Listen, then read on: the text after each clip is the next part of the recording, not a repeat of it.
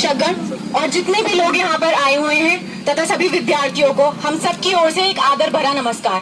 हम impact college of science and technology के कुछ प्रशिक्षु यहाँ पर उपस्थित हुए हैं आप सभी लोगों को नुक्कड़ नाटक प्रस्तुत करने के लिए। जैसे कि आप सब लोग जानते हैं जिसका उद्देश्य है सभी लोगों को मत के लिए या मताधिकार के लिए जागरूक करना। तो आइए हम अपना नुक्कड़ नाटक शुरू करते हैं।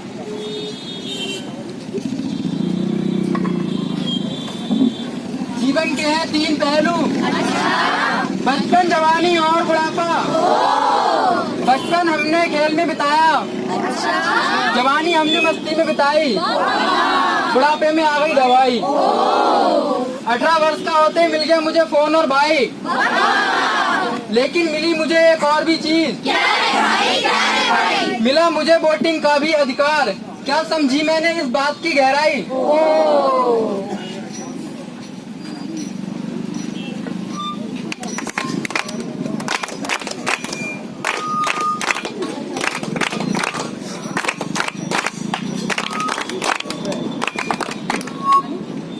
आइए अब हम आपको एक गांव का परिदृश्य दिखाते हैं जिसमें एक सरपंच सभी गांव वालों को मतदान के लिए जागरूक करते हैं।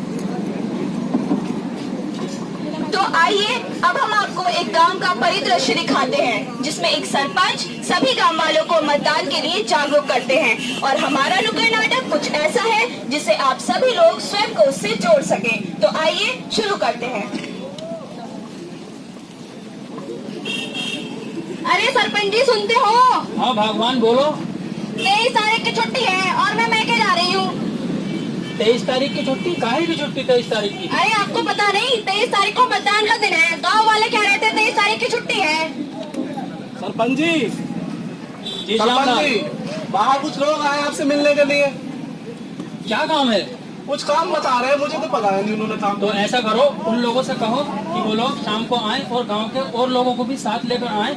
23 तारीख के चुनाव के बारे में मुझे उनसे कुछ बातें करनी है। ठीक है, कह देता हूँ सरपंच। अरे आपने मेरी बात तो पूरी सुनी नहीं और उनसे बात करने लगे। अरे मुझे गांव वालों से बात तो करने दो, मुझे चुनाव के बारे में कुछ बातें करनी है, तो तुम भी बैठ जाना उनके साथ। ठीक है, जैसा आप कहें।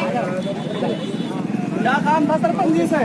कुछ खेत के बारे में बात करनी थी साहब। सरपंच जी शाम को बुला रहे हैं सबको। अच्छा ठीक है, गाँव वालों को साथ में लेकर आना।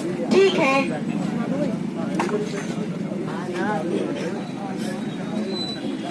अरे विमला यादव ने घर पर हो क्या? हाँ हाँ घर पर है। आज शाम को क्या कर रही हो? वही घर का काम काज। अरे हम सभी को सरपंच जी ने घर पे बुलाया है। पर काहे? वो सब नहीं पता। एक काम करना, तुम और अपने आस पड़ोस वालों को सबको शाम को सरपंच जी के घर लेती आना। अच्छा ठीक है, सभी आएंगे। ठीक है। अरे सुनो सुनो सुनो, सभी सुनो, शाम को सरपंच जी के यहाँ जाना है, उनको कुछ बात करनी है, आना जरूर।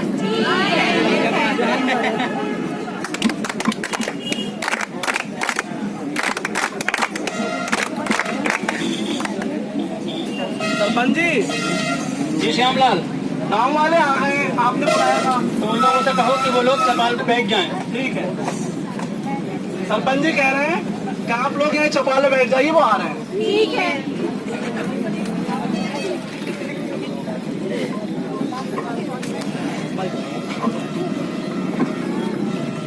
नमस्कार गांव वालों। नमस्कार। मैं इस गांव का सरपंच मोहम्मद जावेद। मैंने आप सभी को अपने यहाँ इसलिए इकट्ठा किया है ताकि 23 तारीख को होने वाले चुनाव के बारे में आप लोगों को कुछ जानकारी दे सकूं। देखो, जिस तरीके से हम अपने भारत देश में ईद, दिवाली, होली, इन सभी त्योहारों को बहुत खुशी और उल्लास के साथ मनाते हैं, ठीक उसी प्रकार भारत का संविधान हमें हर 5 साल में ये मौका देता है कि हम अपनी मर्जी से सरकार चुने, जिसे कहते हैं निर्वाचन का महापर्व।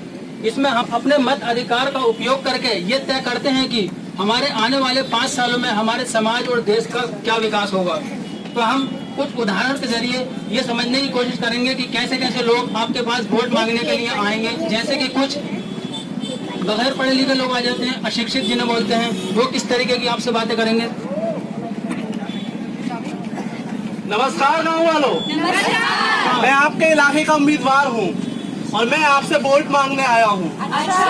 आप लोग मुझे वोट दीजिएगा। मैं आपके यहाँ बहुत काम करूँगा। ये नहीं पूछेंगे कैसा काम करूंगा, सड़कें खुदवा दूंगा, नालियां पटवा दूंगा, पेड़ कटवा दूंगा, यहाँ तक कि स्कूल में ताला डलवा दूंगा। मैंने कुछ गलत कह दिया क्या?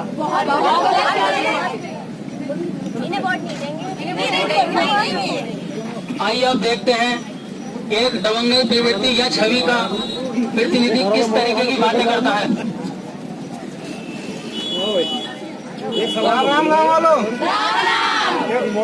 नाम है बबुआ बिहारी और इस बार चुनाव में हूँ मैं सब पे भारी।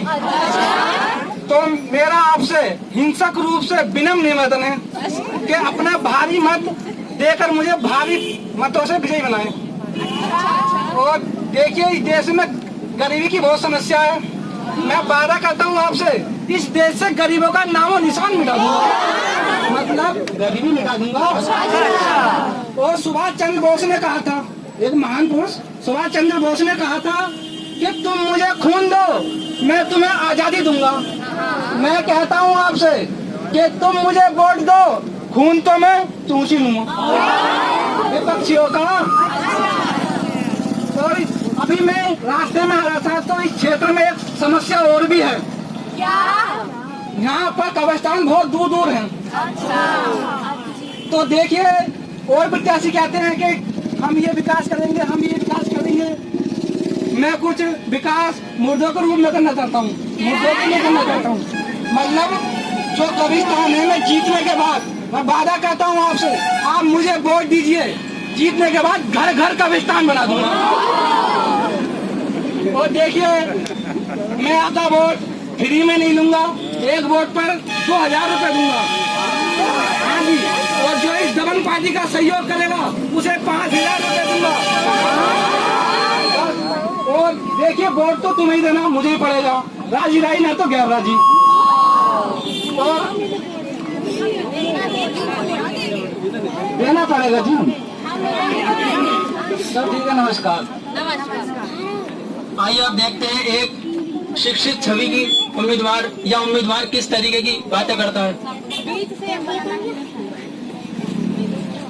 नमस्ते गाँव वालों, मैं आपके यहाँ से महिला प्रतिनिधि के रूप में खड़ी हुई हूँ।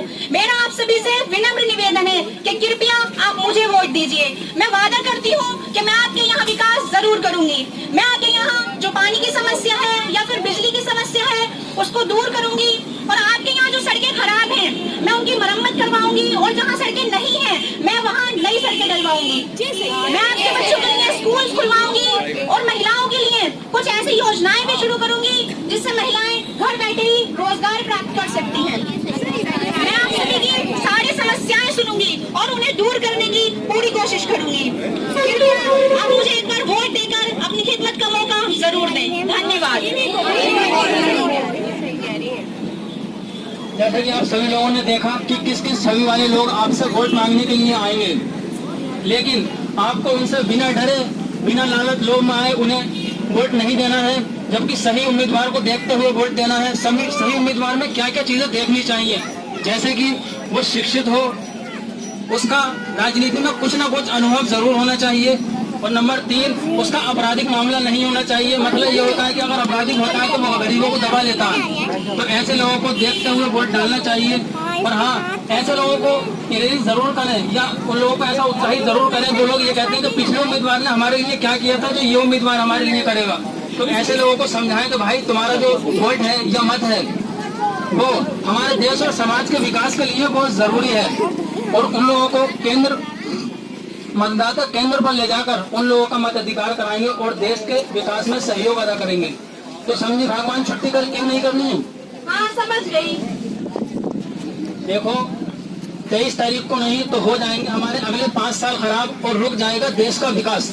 तो क्या तुम इस बात की जिम्मेदारी लोगी? नहीं, मैं इस बात की जिम्मेदारी क्यों लेती? मैं तो खुद 23 तारीख को वोट डालने जाऊंगी। तो फिर इन लोगों से कहो कि ये लोग 23 तारीख को मतदाता केंद्र पर जाकर अपने मत का इस्तेमाल कर सही सरकार चुनने में सहयोग दें। समझे आप लोग क्या कहा इन्होंने? आप सभी को 23 अप्रैल को वोट डालने जरूर जाना है, समझे? आप लोग जाएंगे? ठीक है, धन्यवाद। धन्यवाद। आप लोग जाएंगे? 23 तारीख को वोट डालने के लिए जाएंगे। हाथ उठा के और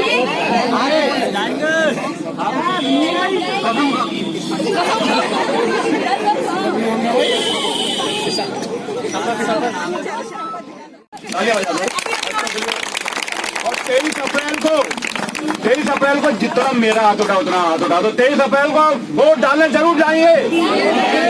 मैं देशभक्तु देश के खातिर वोट जरूर डालूंगा। बोलिए, मैं देशभक्तु देश की खातिर वोट जरूर डालूंगा, प्रयोग जरूर करूंगा। वोट डालने जाना है, अपना फर्ज निभाना है।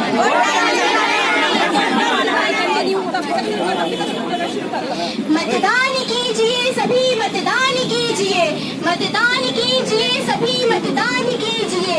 इस लोकतंत्र गर्व का सम्मान कीजिए। मतदान कीजिए सभी, मतदान कीजिए। संसद में जो भी आए वो आदमी अच्छा हो। संसद में जो भी आए वो आदमी अच्छा हो। हर शख्स से आप ये आह्वान कीजिए। मतदान कीजिए सभी, मतदान कीजिए। मतदान करना है जरूरी दान की तरह।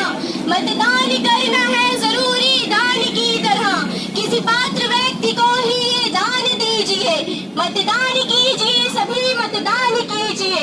अपराधी आ रही है राजनीति में बहुत, अपराधी आ रही है राजनीति में बहुत। टूटे ना आप उनके अरमान कीजिए। मतदान कीजिए सभी, मतदान कीजिए। इस लोकतंत्र गर्व का सम्मान कीजिए। सब बोले तो 4 तो आइए आप और हम सब मिलकर मतदान करने की शपथ लेते हैं। कृपया सभी लोग अपने हाथ आगे कर लीजिए। हाथ आगे कर लीजिए सभी लोग अपना। पास ऑन करो सूरज, पास करो। और मेरे साथ बोलिए, हम भारत के नागरिक लोकतंत्र में अपनी पूर्ण आस्था रखते हुए यह शपथ लेते हैं कि हम अपने देश की लोकतांत्रिक परंपराओं की मर्यादा को बनाए रखेंगे तथा स्वतंत्र निष्पक्ष एवं शांतिपूर्ण निर्वाचन की गरिमा को अक्षुण्ण रखते हुए निर्भीक होकर धर्म, वर्ग, जाति, समुदाय, भाषा अथवा अन्य किसी भी प्रलोभन से प्रभावित हुए बिना सभी निर्वाचनों में अपने मताधिकार का